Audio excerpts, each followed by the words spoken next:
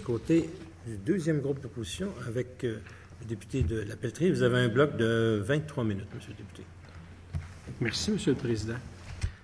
D'abord, permettez-moi de saluer mes collègues, le ministre, ceux qui l'accompagnent, les collègues de la partie ministérielle, le député de Gaspé. Monsieur le Président, je vais commencer par tout le programme qui a été mis sur la table il y a un an par le prédécesseur du président du Conseil du Trésor sur le volet informatique.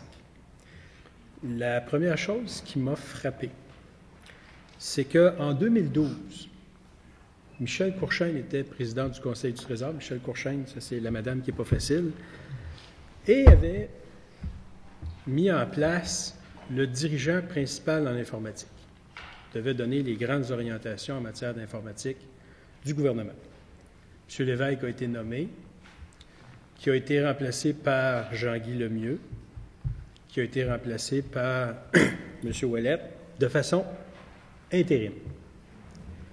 Comment peut-on expliquer qu'en 4 ans, on a 3 DPI différents, dont un qui, depuis 1 an et demi, est un intérim, donc porte le titre sans nécessairement assumer pleinement les fonctions, du moins je l'imagine. Puis est-ce que le ministre n'a pas l'impression que les difficultés, je vais rester poli, les difficultés qu'on rencontre au niveau gouvernemental dans la gestion des dossiers informatiques est en lien avec l'incapacité du gouvernement à avoir un DPI capable d'assumer cette fonction-là? Monsieur le ministre. Comme j'ai mentionné en entrée au début de cette commission, je viens d'arriver. Ça fait quelques heures que j'ai été assermenté comme président du Conseil du Trésor. Donc, vous allez me donner au moins un petit peu de temps pour adresser cette question du DPI, qui, en effet, est une question importante. Et que nous sommes en train de l'adresser. Maintenant, 2 choses là-dessus. Premièrement, le fait que M. Ouellette est DPI par intérim ne l'empêche pas de faire son travail. Et je ne voudrais surtout pas minimiser l'effort qui est fait et le travail très sérieux qui est fait par l'actuel DPI par intérim. C'est clair que ce n'est pas une situation idéale qui va être permanente, bien sûr que non.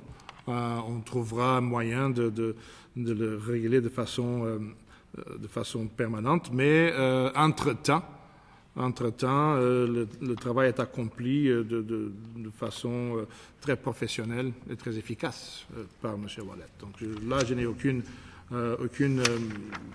problème là-dessus. Dans le processus de recherche d'un DPI permanent, il y a plusieurs éléments qui entrent en considération, mais il y en a un qui, j'en suis sûr, vous comprendrez très bien. Et c'est l'élément de la rémunération. Quand on veut nommer quelqu'un à un tel poste, il faut qu'on soit conscient qu'il va falloir aussi rémunérer cette personne en conséquence. Alors je trouve que souvent, les partis d'opposition en particulier, et le vôtre en particulier, sont extrêmement, comment on dit, je dirais, quel est le mot parlementaire qu'on pourrait utiliser, extrêmement, disons, qui questionnent beaucoup la rémunération des hauts cadres de la fonction publique. Alors, ça, c'est un enjeu qu'on doit adresser dans ce processus-là. Entre-temps, vous avez mentionné depuis 4 ans, en tout cas. On va avoir l'occasion. Je rappelle que c'était bien sûr, c'est sur l'administration. Demain, on pourra approfondir d'ailleurs davantage. On a un bloc spécifique sur les ressources informationnelles. Donc, vous aurez l'occasion, M. le ministre, de revenir sur ça. Monsieur le député de la Pelletrie. Merci, M. le Président. Bien, écoutez, j'ai un petit peu de difficulté à suivre le ministre. Il me dit que l'actuel DPI fait très bien le travail. Pourquoi cherche-t-il à le remplacer? Parce qu'il y a seulement 24 heures dans une journée. Une personne aussi bonne et performante comme M. Ouellette ne peut pas de façon permanente occuper ces deux fonctions-là. Il le fait très bien, mais c'est clair que c'est une situation qui ne peut pas être permanente. Il va falloir trouver une personne qui occupera ce poste-là de façon permanente, parce qu'il y a deux enjeux au sujet du DPI.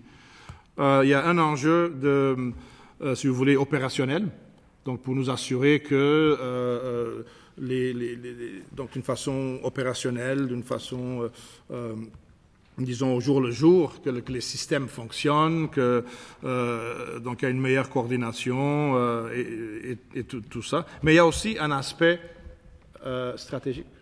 Donc c'est aussi la fonction d'un des pays, comme c'est le cas dans l'industrie privée, quand on parle de CIO, Chief Information Officer, de planifier, de conceptualiser la stratégie en ce qui concerne les technologies d'information. Donc c'est un double mandat, un double rôle, donc c'est pour ça qu'on doit prendre notre temps pour trouver la personne idéale pour ça. Monsieur le député de Pelletrie. Après un an et demi, Monsieur le Président, j'appelle plus ça prendre son temps. Je vais donner un exemple des conséquences factuellement, puis j'en veux pas personnellement à M. Ouellet, là, j'ai déjà dit sous d'autres tribunes, mais de ne pas avoir de DPI nommé de façon définitive. Et je vais me référer à ce qui est le bloc sur lequel je veux vous interroger, là, c'est qui est ce document-là qui a été déposé par le prédécesseur de votre prédécesseur. La mesure 16 qui dit « Le dirigeant principal de l'informatique déposera un cadre de référence pour déterminer les services que le gouvernement devrait rendre obligatoires à l'échelle de l'administration publique. Un premier service est identifié, soit la consolidation des centres de traitement informatique. » Monsieur le Président, puis je suis content d'avoir le ministre devant moi parce que j'ai l'ensemble du problème et peut-être la solution devant moi puisque le ministre des Finances s'occupe du revenu et est maintenant président du Conseil du Trésor. Donc, on pourra l'autoriser à se parler tout seul. Ça va peut-être amener des discussions intéressantes parce que le revenu va constituer un 457e centre de traitement de l'information, organisation qui est sous sa responsabilité, alors que le Trésor, lui, dit qu'il faut les regrouper. Et si je me fie à cet autre document, ici, non seulement il faut les regrouper, mais il faut les regrouper pour avoir 2 à 3 sites. Donc, passer de 456 à 457 ne m'apparaît pas aller dans le sens de ce qui était souhaité par le gouvernement. Alors, comment on explique? Peut-être le DPI pourra-t-il répondre à cette question, puisque c'est sa mission à lui de mettre sur la table un plan de regroupement des centres de traitement de l'information. Il est aussi secrétaire du secrétariat du Conseil du Trésor, donc en charge de l'application de cette politique-là du gouvernement.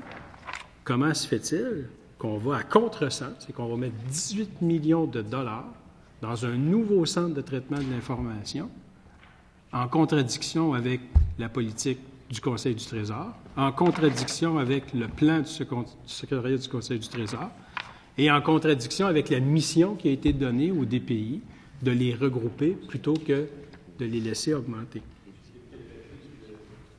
Je comprends votre question est intéressante, là. La seule chose, c'est que au niveau de l'administration, quand vous posez des questions, est-ce qu'il regarde l'occupation du poste, ça va carrément dans l'administration, ça je suis d'accord avec vous. Au niveau des opérations, je veux juste vous rappeler que demain, nous allons avoir 3 heures à discuter strictement sur les techniques au niveau des différentes... J'en conviens parfaitement avec vous, Monsieur le Président. Parfait. Et je reste sur le poste, considérant que, comme je l'ai dit, c'est parfait, c'est juste, ce document-là relève de l'administration, nous dit qu'on va procéder au regroupement. Ce document-là nous dit qu'on va les ramener de 2 à 3.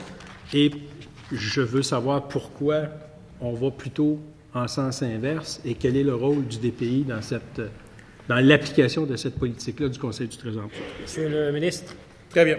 Je vais répondre et puis après ça, je demanderai à M. Jean d'apporter des informations complémentaires. Mais j'ai l'autorisation pour M. Jean. Pardon? Je vais vous laisser répondre, puis par la suite, on demandera le consentement pour laisser parler M. J'aimerais juste vous dire plusieurs choses. Quand on parle de regrouper les services, ça ne veut pas dire qu'on va avoir juste un seul méga-centre qui occuperait, je ne sais pas moi, trois villes entières. Là. Regrouper, ça ne veut pas dire former un seul centre. L'objectif est de réduire, pas de tout remettre dans un seul endroit. Ça serait même absolument contre-productif et dangereux de le faire. Le projet de Revenu Québec ne va pas à l'encontre de ces orientations-là de regroupement. Il est complémentaire. Donc, le nouveau centre, comme vous le savez certainement, Revenu Québec, c'est une activité assez spéciale, assez particulière. Donc, c'est important que ça soit situé là où c'est. Mais il y a d'autres fonctions de l'État qui pourront avoir accès à ce centre-là. Donc, regrouper, ça ne veut pas dire tout éliminer et avoir un seul centre. Ça veut dire réduire ce que nous faisons. Et dans ce contexte-là, le projet de Revenu Québec ne va pas à l'encontre de la stratégie. Non, il va dans le même sens de cette orientation de regroupement, puisque justement d'autres fonctions auront aussi accès à ce centre-là. Peut-être que M. Jean pourrait amener certaines précisions. Consentement pour que M. Denis-Jean puisse prendre la parole? Consentement. Consentement, M. Denis-Jean, en vous présentant et en exposant vos titres. Denis-Jean, président du Centre des services partagés du Québec. Merci, M. le Président. Alors, comme l'évoque le ministre, dans le plan de consolidation des CTI gouvernementaux dont on a le mandat de réaliser, on s'en va vers une solution où on consoliderait les 450 CTI gouvernementaux dans un réseau de CTI qui existent actuellement et qui sont de bon niveau et qui ont une capacité d'accueil pour recevoir les CTI qu'on veut consolider. Et dans ce réseau-là, il est tout à fait envisagé que le CTI de Revenu Québec, d'ailleurs qui n'est pas créé, qui est déplacé d'un étage à l'autre pour des raisons physiques, là, il est considéré que le CTI de Revenu Québec fasse partie du futur réseau gouvernemental de CTI. Là, je confirme donc l'intervention du ministre. Monsieur le député Lapellerie. Merci, Monsieur le Président. À ce moment-là, il y a eu plusieurs questions. Puis, je vais être honnête avec vous. J'ai l'impression que le revenu a fait cavalier seul, puis que le CSPQ était peut-être pas tout à fait d'accord. Le CSPQ a augmenté sa capacité électromécanique, a augmenté la taille de son centre de traitement de l'information. Si je me fie au document que j'ai ici, c'est un projet de 242 000 $. Peut accueillir, avec les agrandissements, l'équivalent d'un gros ministère et demi. Est-ce que le CSPQ a approché le revenu pour que le revenu installe son centre de traitement de l'information au CSPQ? Monsieur le ministre. Comme j'ai dit au début, la fonction de Revenu Québec, c'est une fonction qui est particulière et qui est très stratégique pour le gouvernement du Québec. Si on n'a pas de revenus, on éteint les lumières là, et on rentre tous à la maison. Donc, c'est nécessaire que le revenu puisse avoir les outils informatiques les plus modernes et les plus efficaces possibles. Mais ceci étant dit, ça rentre dans la stratégie gouvernementale de réduction du nombre total de centres, puisqu'il va faire partie maintenant aussi d'un réseau plus vaste où d'autres activités gouvernementales pourront aussi avoir accès. Donc, il n'y a aucune contradiction. Moi, je ne vois pas vraiment où le député de la Pelletrie va aller, parce qu'il n'y a pas de contradiction entre ce que nous faisons avec Revenu Québec et la stratégie informationnelle du gouvernement. C'est très complémentaire. Monsieur le député Lapellerie. Passer de 456 à 457, je n'appelle pas ça regrouper. Personnellement, je ne sais pas, évidemment, je ne suis pas un spécialiste des chiffres comme le ministre, mais dans mon livre à moi, quand on passe de 456 à 457, on augmente. Peut-être que je me trompe, peut-être que mes notions de mathématiques sont très loin, Mais ça ne s'appelle pas regrouper, d'une part. D'autre part, le CSPQ a augmenté sa capacité d'accueil, serait tout à fait capable de recevoir les installations du ministère du Revenu. Soit dit en passant, dans les faits saillants du rapport annuel du CSPQ, on voit ici regroupement de l'ordinateur central de Revenu Québec. Donc, l'ordinateur central de Revenu Québec peut aller au CSPQ, mais pas son centre de traitement d'information. Donc là, je ne sais pas qu'est-ce qui est stratégique pour Revenu Québec puis qu'est-ce qui ne l'est pas. Peut-être que vous pourriez m'éclairer là-dessus. Monsieur le ministre. Oui, je demanderai à M. Jean d'apporter certaines précisions, surtout quand on nombre on ne passe pas de 456 à 457, en tout cas. Mais je ne reviens pas que le député de la Pelletrie ne puisse pas être d'accord avec nous en disant que les activités du fisc, les activités de Revenu Québec ne sont pas stratégiques, ne sont pas uniques. Je ne pense pas que ce soit tous les ministères qui ont cette responsabilité-là. Alors, selon vous, Revenu Québec, on pourrait le faire, je ne sais pas, au sous-sol de quelques places, parce que ce n'est pas tellement important. J'aimerais que adressez-vous à la présidence. Oui, merci, M. le Président. Ça va mieux oui, vous avez aller raison. parce que Monsieur le Président, les circonstances, c'est peut-être mieux de même. Est-ce que je dois comprendre que le président du Conseil du Trésor, responsable du CSPQ, vient de comparer le CSPQ à une organisation de sous-sol? C'est ça que je viens d'entendre? Non, c'est vous, Monsieur le ministre. Monsieur le Président, c'est le député de la Pelletrie qui justement compare les activités de Revenu Québec à une activité de sous-sol. C'est pas moi qui avais dit ça. Bon. Monsieur le Président. On va laisser la main jeûner, puis on va continuer. Monsieur le Président, est-ce que le président du Conseil du Trésor a confiance au CSPQ? Alors, qu'est-ce qui fait que l'ordinateur central de Revenu Québec peut être au CSPQ, mais pas son centre de traitement de l'information? Écoutez, Monsieur le ministre. C'est une question opérationnelle. Peut-être M. Jean aurait une réponse un peu plus technique à cet enjeu-là. Mais, encore une fois, nous, ce qui est important pour nous, c'est qu'on puisse continuer de fournir un service de grande qualité aux citoyens, parce que les activités de Revenu Québec sont des activités stratégiques. Peut-être, M. Jean, vous avez une autre approche Pas de consentement. plus technique. Monsieur le Président, c'est que M. Jean est président du CSPQ et moi, je m'adresse aux gens de Revenu Québec. C'est aux gens de Revenu Québec de me dire pourquoi leur ordinateur central peut aller au CSPQ, mais pas le centre de traitement de l'information.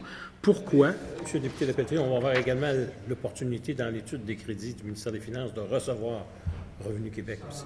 Un plaisir de dialoguer avec vous. Non, je suis assis en tant que J'ai le président du ministre Conseil du devant Trésor. moi, Monsieur le Président. Je n'ai pas besoin de personne d'autre de Revenu Québec. La parole du ministre me suffit. Cet après-midi, il est président du Conseil du Trésor.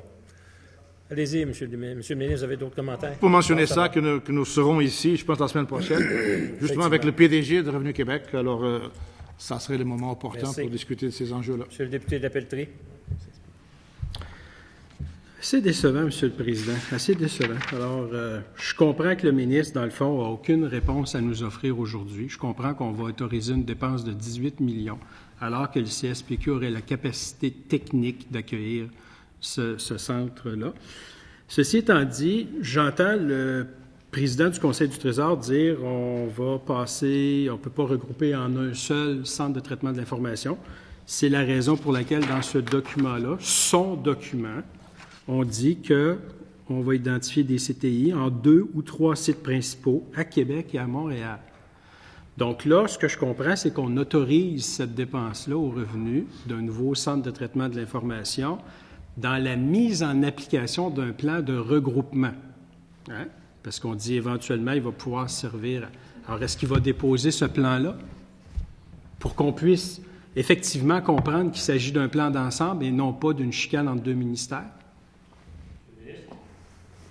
Ça me surprend encore plus. Je pensais qu'il y aurait rien d'autre me surprendrait, mais je vais de surprise en surprise. Écoutez, on va demeurer sur les questions techniques, je pense que c'est important.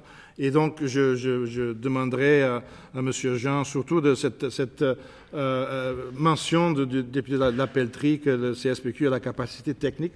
Peut-être, M. Jean, vous pourriez adresser ces questions-là. Monsieur le Président, j'ai bien fait lecture ici que c'est le DPI qui est chargé de la consolidation des centres de traitement de l'information. Alors, Peut-être que le DPI pourrait nous répondre si le président du Conseil du Trésor ne peut pas le faire. Est-ce qu'il y a un plan? Est-ce qu'on peut voir ce plan-là?